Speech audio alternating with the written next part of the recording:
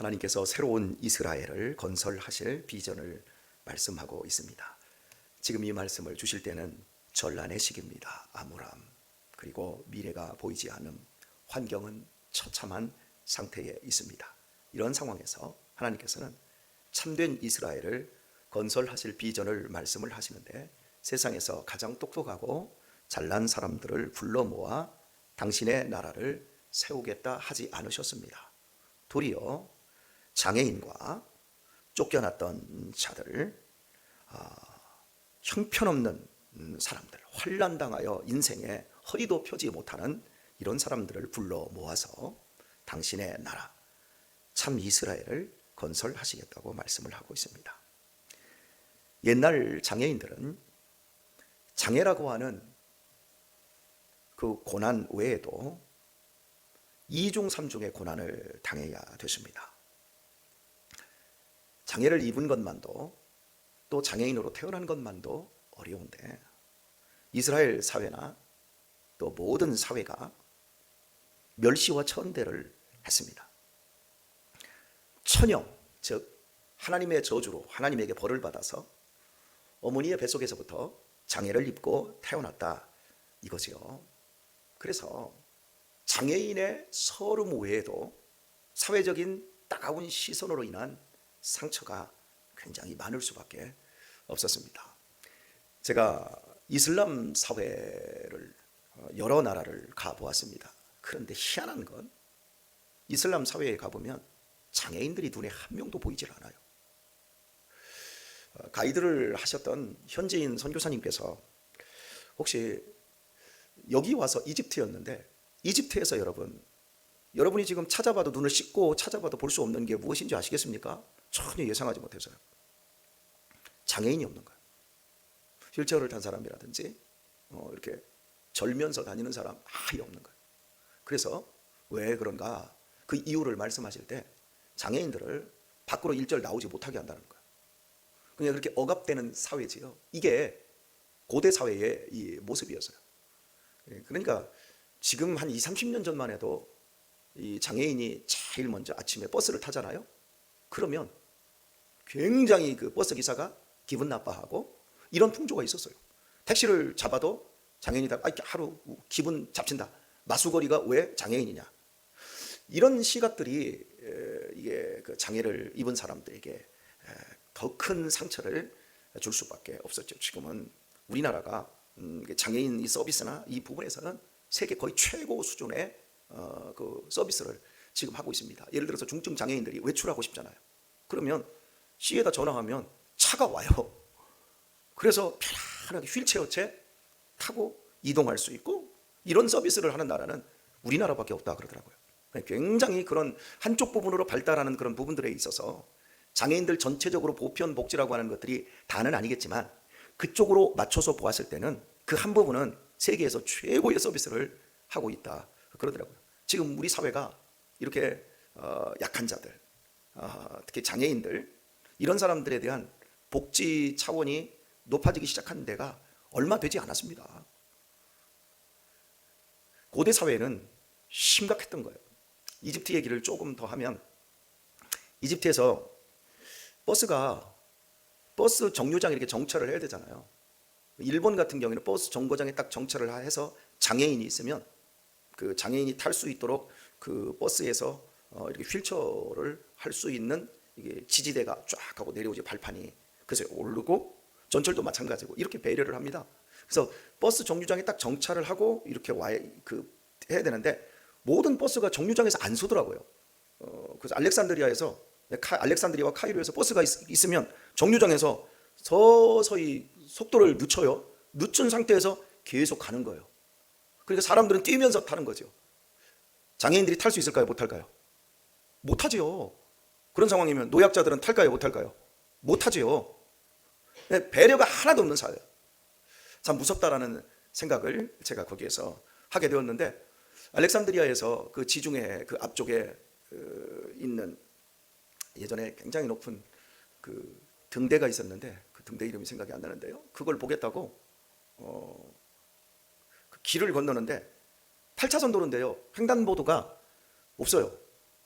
횡단보도가 없다는 것은 신호등이 없어요. 횡단보도는 그려놨는데 신호등이 없어요. 8차선인데 그거 어떻게 가야죠? 목숨 걸고 가야 돼요. 목숨 걸고 가는데 차들이 안 서요. 그러면서 이렇게 지나가다가 만약에 교통사고가 났다 그러면 자기들끼리 합의 보면 사람 죽어서도 한 100만 원 선에서 합의 보고 끝나버린다는 거예요. 여러분 그런 사회에서 무서워서 살겠습니까? 근데 외국인들한테는 조금 더 받는데요. 그러니까 안 다쳐야지 다치거나 부딪히거나 죽으면 그 사람만 손해인 거예요. 그래서 그걸 건너면서 목숨 걸고 건너야 된다. 그래서 정말 목숨 걸고 거기를 이제 건너가는데 저는 이제 그때가 42살인가요? 이때였으니까 잘 건너는데요. 함께 가신 분들 중에 60이 다 되신 분들은 정말 쩔쩔매면서 이렇게 건넜던 그런 기억이 납니다. 대통령이 당선이 되고 새롭게 조각을 합니다.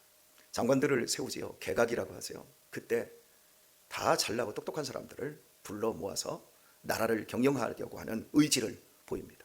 당연합니다.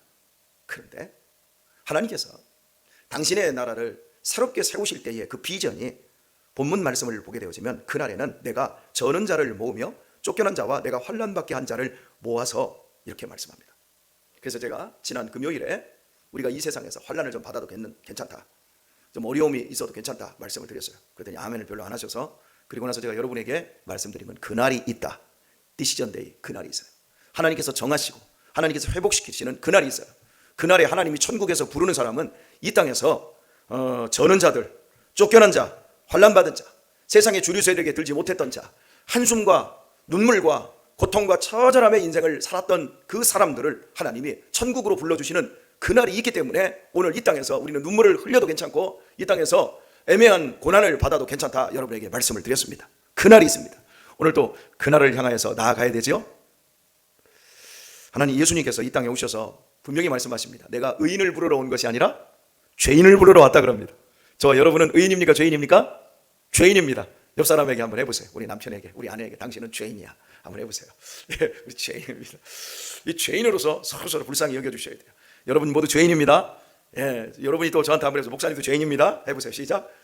빨리 해보세요. 예, 이게 우리 보편적으로 이게 잘 되어 있어야 돼요. 한번 해보세요. 김경수 목사님, 목사님 죄인이에요. 해보세요.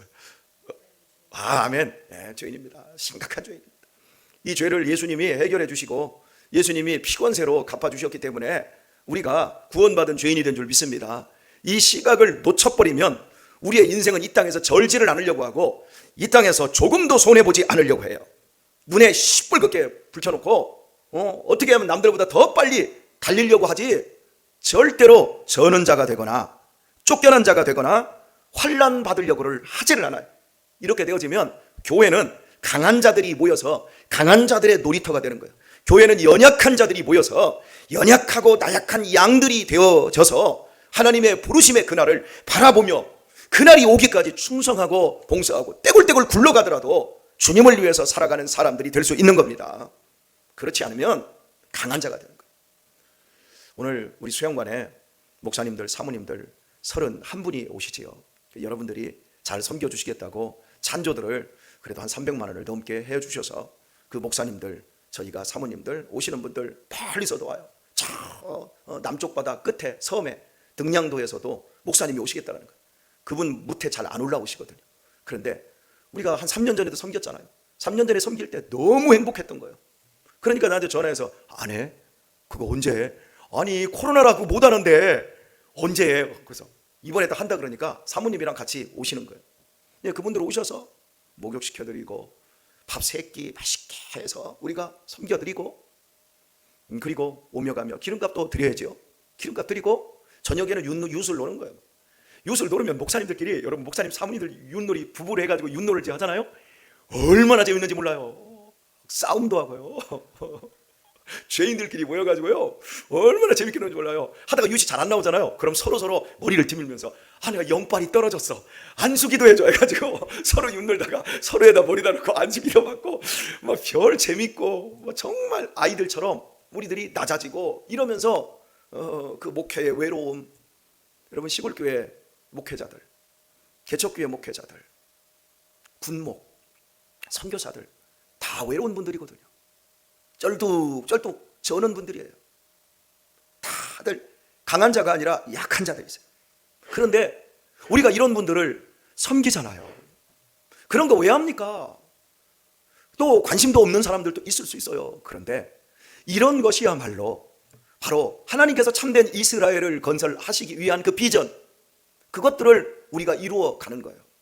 여러분, 사람이 이 땅에서 인생을 살아가면서 절어본 적이 없고, 인생을 살아가면서 환난을 당해본 적이 없고, 내 주류 그 자리에서 쫓겨나 본 적이 없는, 그런 경험이 없는 사람들은 사람이 안 됩니다. 똑같은 사람이라도 다 사람이 아니에요. 복 있는 자가 누구예요? 돈 많은 자, 한 번도 넘어져 보지 않은 자, 실패하지 않은 자, 다 가지고 다 누릴 수 있는 자, 그 사람을 성경이 복 있는 자라고 하지 않아요. 성경에 복 있는 자는 뭐예요? 첫 번째, 심령이 가난한 자, 애통하는 자. 이 심령이 가난한 자, 이게 뭐예요? 마음이 파탄난 자를 얘기하는 거예요. 여러분, 마음이 파탄 나보셨어요? 애통하는 자가 뭐예요? 정말 찢어질 정도로, 여러분 애통해 보셨습니까? 그냥 슬퍼해서 눈물 몇 방울 흘리는 게 아니라 이 안에서 통곡이 올라오고 눈에서 바다를 이루는 눈물이 흘러내리고, 이런 고통당하는 것, 이런 삶을 우리가 인생을 살아갈 때 경험할 때 드디어 그 사람이 되어지는 거예요. 온유한 자 복이 있나니 저가 땅을 기업으로 받는다. 여기서 온유한 자는 얌전하다는 얘기가 아니에요. 성경 원문을 보면 압제당하는 자예요. 우리가 언제 압제당합니까? 돈이 없을 때. 권력이 필요한데 권력이 없어요. 그리고 내가 어떤 재판을 붙었는데 내가 정당해요. 근데 저 사람은 로펌, 엄청난 로펌 뒤에 검찰총장 출신의 변호사를 고용하고, 그래서 완전히 내가 당해버리는 이런 상태에 있을 때, 이게 온유한 자예요. 이런 압제, 줄이고 목마른 자, 어떻게 이 땅에서 줄이고 목마른 것이 복입니까? 그런데 하나님은 바로 줄이고 목마른 그런 사람들, 압제당하는 사람들, 애통하는 사람들, 심령이 너무너무 찢어지게 파탄나서 가난한 자들, 이런 사람들을 통해서 하나님은 당신의 나라를 이루시겠다고 말씀하고 있어요. 오늘 우리 교회도 한번 보세요. 다 우리 그런 사람들 아닙니까? 그러나 우리가 웃을 수 있는 것은 그날이 있기 때문에 그래요. 우리가 감격할 수 있는 이유는 하나님이 우리를 사랑하시기 때문인 것입니다. 이런 은혜를 우리가 누리고 사는 거예요. 여러분, 어떤 나라가 강한 나라입니까? 어떤 가정이 튼튼한 가정이라고 할 수 있겠습니까? 여러분은 어떤 사람이 강한 사람입니까?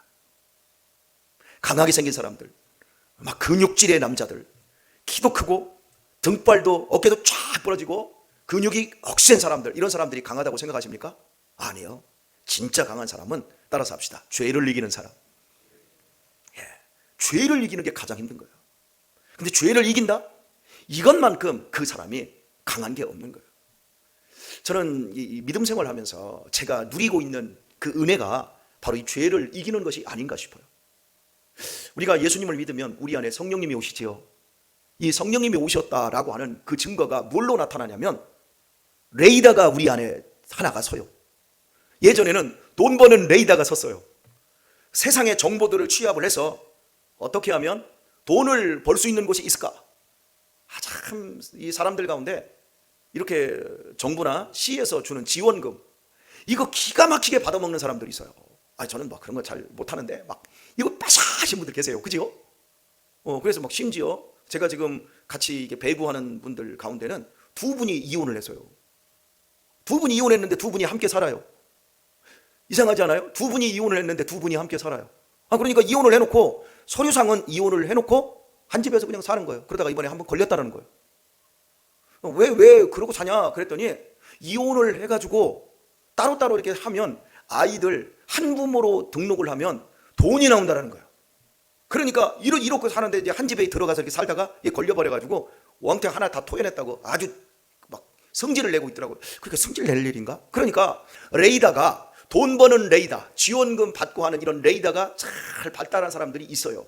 그분들은 그렇게 살라고 하세요. 그런데 우리 안에 어떤 레이더가 있습니까? 죄를 캐치하는 레이더가 우리 안에 있어요. 옛날에는 죄 같지도 않은 것 때문에, 그 옛날엔 죄도 아니었어요. 그런데 지금은 죄 같지도 않은 것이 내 마음을 막 찔러대요. 나를 괴롭히고 나를 힘들게 해요. 나의 게으름을 용납을 못하게 만들어요.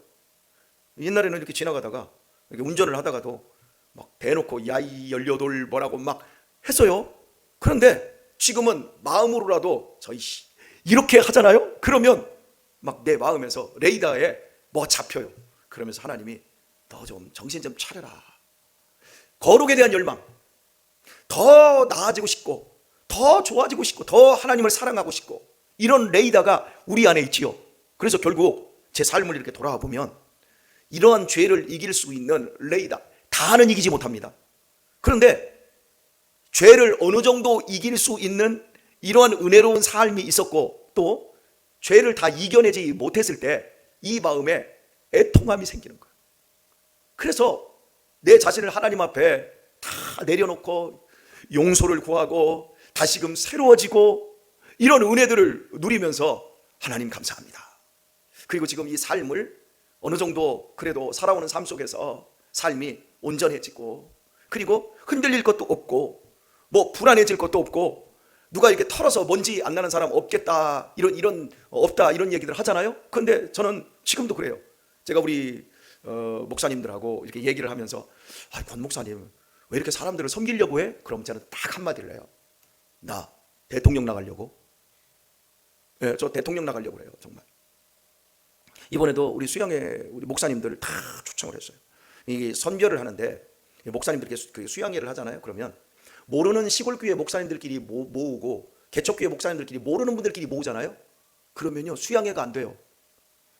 한 2박 3일 하면 둘째 날부터 수양회가 되지, 첫째 날은 수양회가 안 된다는 거예요. 모르는 사람들이니까. 친해져야 될 거 아니에요. 그잖아요.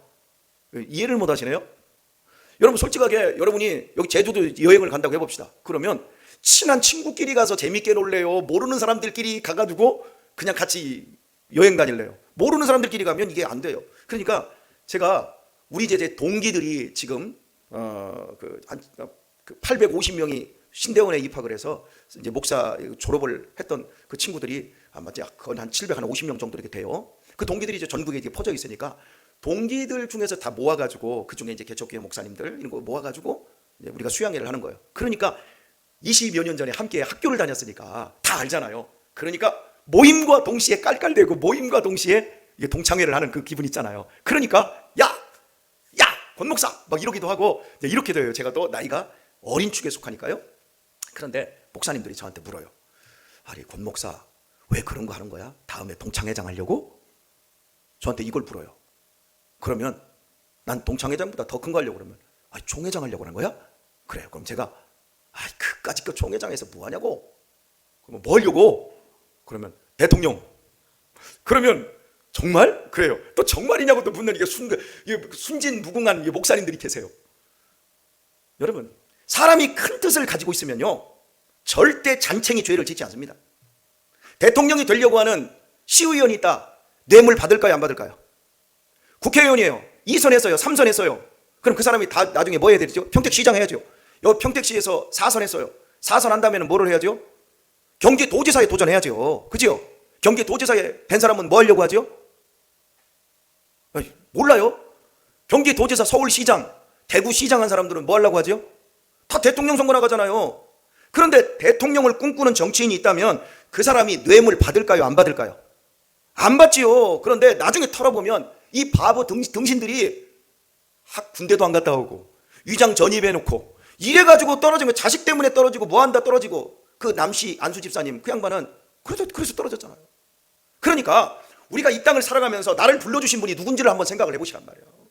저는 제 자신이 대통령이 되어서 정말 대통령이 되지는 않겠지만 나는 대통령이 될 사람으로 지금 이 삶을 삽니다. 그 사람이 여러분 그까짓 거 10,000원, 20,000원, 10만 원의 돈 손 되겠습니까? 그러니까 털어서 먼지 날 필요가 없는 거예요. 오늘 우리가 이 세상에 살면서 비루해지지 말란 말이에요. 우리가 이 땅에서 비록 절면서 살아요. 우리가 이 땅에서 쫓겨난 자 같아 살아요. 억울하고 원통한 일 당하면서 살아요. 그렇게 산다 할지라도 너 왜 그렇게 살아? 그러면 나 대통령 되려고. 그거보다 더 큰 것이 우리가 하나님의 자녀된 거 아닌가요? 맞잖아요. 아무리 대통령을 했어도 마지막에 갈 데가 없어요. 얼마나 불쌍합니까? 다 죽여버리고 광주 쓸어버리고 대통령 되어서 자식들 3대 4대까지 다 잘 먹고 잘 살게 해놓고, 근데 그 손자가 그 할아버지의 죄를 다 들통내버리고 그 자식들 다 그 부끄럽게 되어지고, 그 양반은 어디 갔겠냔 말이에요. 나는 제 입으로는 얘기 안 해요. 그 양반 마지막에 어디 갔겠어요? 그런데 우리는 이 땅에서 절며 살아요. 그래도 우리 마지막 날 어디 갑니까? 아버지의 그 나라에 갑니다. 할렐루야. 그러니까 오늘부터 따라 삽시다. 나 대통령 되려고. 예, 김경순 권사님 대통령 되세요? 예, 엄청 나 대통령 되려고. 누가 왜 교회 가냐? 그러면 나 대통령 되려고 당당하게 얘기하세요. 그리고 그걸 돌아보면서 내 자신, 오늘 대통령 될 사람이 여러분 말도 안 되는 잔챙이들의 그런 것들 가지고 시비 걸고 그런 거 가지고 넘어지고 그러면서 죄 지으면서 살 수 있겠습니까? 그거보다 더 큰 영광을 하나님이 우리에게 주셨는데 오늘 하루도 다 대통령들감, 여기 다 대통령들감, 훌륭한 분들, 여러분 이 복된 삶. 오늘도 우리 권사님들 수양관 가서 또 청소하시고 밥 준비하시고 하실 때 목사 잘못 만나서 이러지 마시고 아이고 우리 목사님 때문에 나 대통령 되려고 오늘 또 이렇게 또 섬기네. 감사해라. 우리 박미옥 권사님 같이 가도 돼요. 교회에서 10시에 출발한답니다. 가셔서 대통령 되고 싶으면 같이 가셔도 상관없어요. 오늘도 대통령으로서의 멋진 삶, 그보다 더 이상의 아름다운 삶을 살아가는 은혜를 누리실 수 있기를 우리 주 예수님의 이름으로 축원합니다.